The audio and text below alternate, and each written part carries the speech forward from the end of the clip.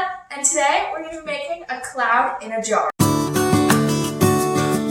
So, clouds are made of three things: warm, moist air, a cooling process, and a cloud condensation nucleus. So, you can do this experiment at home. Just make sure you have a parent's help and permission. So the first thing you need is some warm water, but you want to make sure it's not boiling. You take your warm water and put it in the jar. There we go. Now, this will be the warm, moist air. So, now you take the top of the lid, you take the lid, put it on top, and you take some ice. Put the ice on top, and this will be the cooling process. Now what we do is take the hairspray, and this is going to be the cloud condensation nucleus. A cloud condensation nucleus can also be like a piece of dust, and this is what the cloud can form around.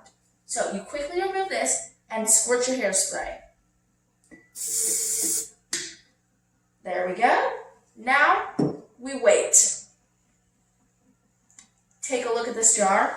You can kind of see it swirling around and misting.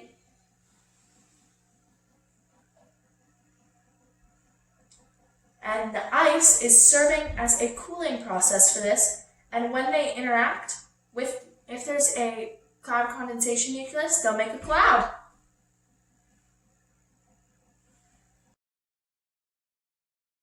Okay, now we're going to see this cloud come out. You can kind of see it formed in the jar. And to do that, we're just going to remove this and watch it come out. 3, 2, 1. You can see the mist coming out. That is the cloud we created. We created it with the warm water as our warm, moist air, the ice for our cooling process, and this aerosol hairspray for the cloud condensation nucleus.